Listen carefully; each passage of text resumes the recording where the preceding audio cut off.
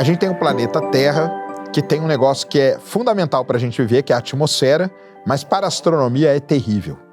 Então, a atmosfera gera aberrações cromáticas, ruídos e tudo. Então, você tem um telescópio em Terra, é muito bom, lógico que a gente tem vários, só que você tem que lidar com esse problema. E aí, sempre se teve a ideia, por que não colocar um telescópio no espaço? É uma ideia que é meio básica, né? Se a Terra é problema por causa da atmosfera, vamos pôr no espaço. Lá na década de 70, um cara chamado Spitzer, um grande pesquisador da NASA, ele falou assim, vamos construir um telescópio no espaço. Qual é o problema? É extremamente caro você fazer isso. Com qual objetivo? Melhorar a observação. Então, estudar galáxias distantes, estudar melhor os planetas, estudar melhor as estrelas, estudar todo o universo. A gente vai estudar muito melhor. Vai estudar no espaço, a gente não tem dia e noite. Então, o telescópio poderia ficar orbitando a Terra e adquirindo dado o tempo todo. Então, tem muita coisa boa. O problema é que é extremamente caro. Para fazer um projeto desse andar, você precisa dar nos Estados Unidos, né? Vamos pegar nos Estados Unidos, a NASA é uma agência governamental e ela precisa de grana, que quem aprova o orçamento da NASA é o Congresso americano. O Congresso americano é formado por deputados que são de vários estados americanos. Então, o que você precisa fazer? Convencer os deputados para aprovar o orçamento para você fazer aquilo que você quer. Só que não adianta você convencer os deputados, porque o deputado responde quem? A população do estado que vota nele. Então, você precisa convencer a população. O Spitzer, esse cara aí, o que ele fez? Ele começou a rodar os Estados Unidos com o projeto de um telescópio espacial no bolso, que virou depois o Hubble. O Hubble nasceu assim. Então ele rodava os Estados Unidos e ele ia conseguindo apoio popular, com isso ele conseguia apoio dos deputados, com isso ele conseguiu verba na NASA para que o telescópio Hubble pudesse ser construído. Isso aí começou ali em 1977, o Hubble só foi ser lançado em 1990.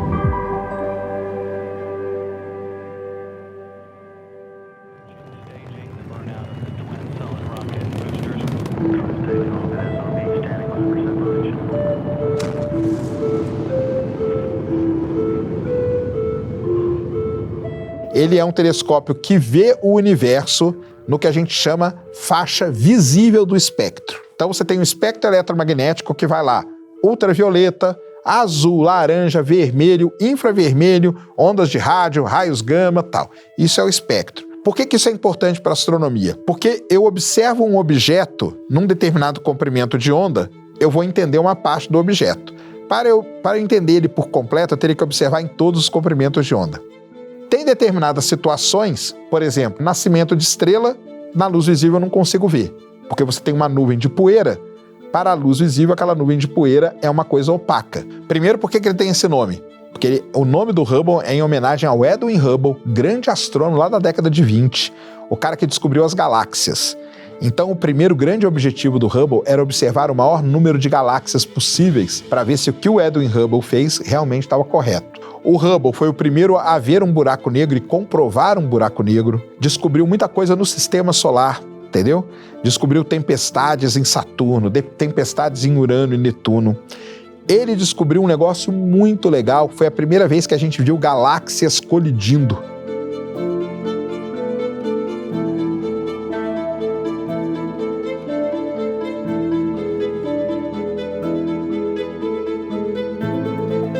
Foi o primeiro a ver um efeito muito importante chamado lente gravitacional, um grande aglomerado de galáxias, uma grande concentração de massa, que acaba, com isso, você consegue ampliar o poder do seu telescópio.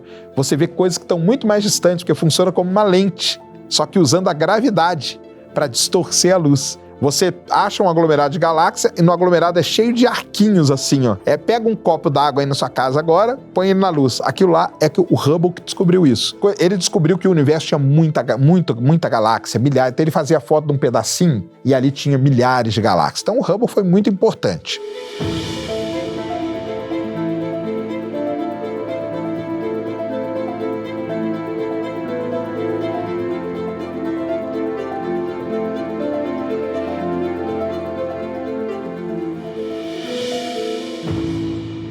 Mas logo depois que o Hubble foi lançado, o pessoal começou a pensar num próximo telescópio.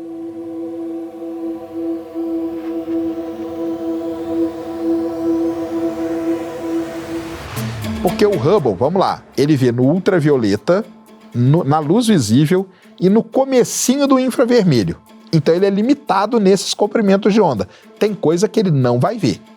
Começaram então a pensar num telescópio que seria o complemento do Hubble, para ver principalmente no infravermelho. No infravermelho eu vou conseguir ver dentro de nuvens de poeira e gás. Igual eu falei, as nuvens de poeira e gás são opacas para a luz visível, mas são transparentes para o infravermelho. Então eu vou conseguir estudar muito bem como as estrelas nascem. O universo está em expansão. Quanto mais longe eu vejo coisas no universo, essas coisas estão indo para o vermelho. E quanto mais longe, elas vão para o infravermelho. Então, galáxias muito, muito distantes, só um telescópio no infravermelho é que pode observar. Então, pensaram nisso e criaram um projeto chamado Next Generation Space Telescope. Esse era o nome. Isso aí, o ano é 1996. Esse projeto passou por algumas revisões e aí, ali em 2001, decidiram que 10 metros era muita coisa e fecharam em 6,5 metros. Em 2002, esse nome era muito esquisito, Next Generation Space Telescope. Resolveram renomear esse telescópio. E é aí que deram o nome para ele de James Webb.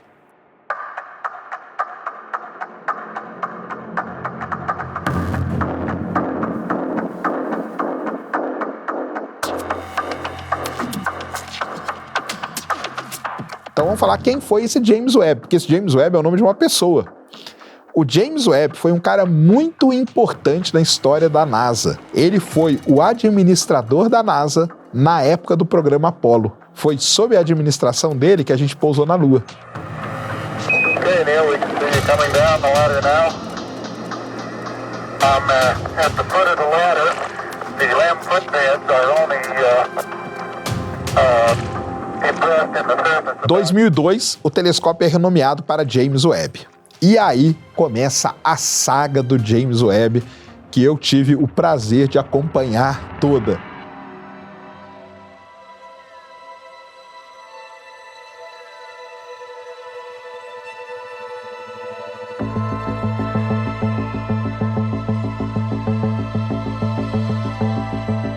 Em 2003, o James Webb ele é passado para uma empresa chamada Northrop Grumman. É uma empresa muito importante do setor militar americano. Ela lida também com o setor espacial, ela constrói satélites e tudo. E ela falou assim, eu vou construir o James Webb. E ela começa a construir o James Webb em 2003. E aí começa a construir o James Webb. Ele era um projeto muito, muito complexo. Tudo nele era muito novo. Para atuar no infravermelho, os seus instrumentos têm que estar muito frios. Mas não é frio, friozinho não. É frio a ponto de chegar perto do zero absoluto. Tem um instrumento do James Webb que opera a 5 graus acima do zero absoluto. Zero absoluto é menos 273, né? Por quê? Infravermelho é o comprimento de onda, é a radiação térmica que a gente chama. Se você tem um equipamento aqui, uma câmera, a câmera que está me filmando agora, ela está gerando calor. Esse calor aí já ia ferrar todo o dado adquirido pelo James Webb. Então, o equipamento tem que ficar muito frio, tem que ficar em estado criogênico, que a gente chama. Então, tiveram que desenvolver toda uma tecnologia para isso. Para ele ficar tão frio assim, tiveram que fazer um escudo de calor muito poderoso. O escudo de calor do James Webb é uma das coisas que mais deu trabalho na história. São folhas bem fininhas, um material que parece papel alumínio, mas não é, tá? É Kevlar, tem o nome lá dele, até é uma empresa que faz e tal, do tamanho de uma quadra de tênis. E são 5 folhas. Lembrando que essas folhas iriam ser abertas no espaço de forma automática.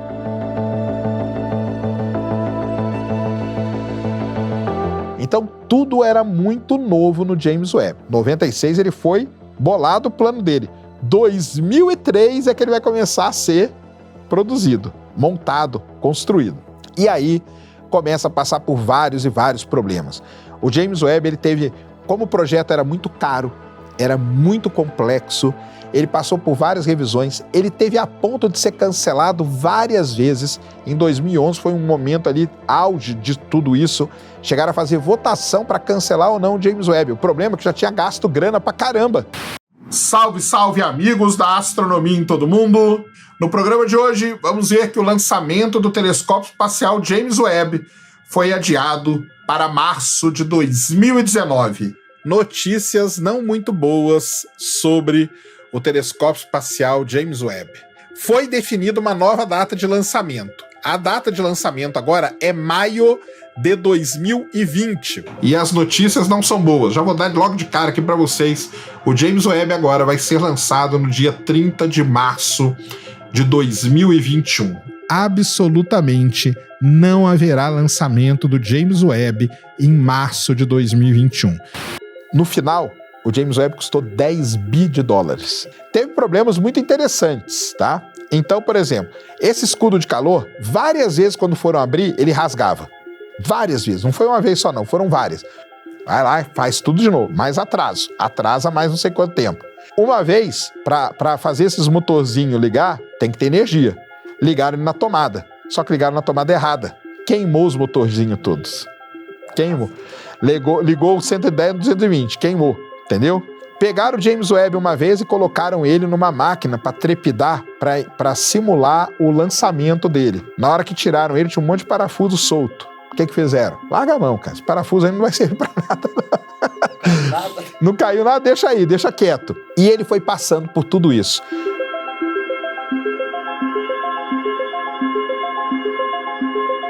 Lembra aí, galera? A história dele começa em 96. Ele vai ser lançado em 25 de dezembro de 2021, no dia do Natal. Só que não foi tão simples assim.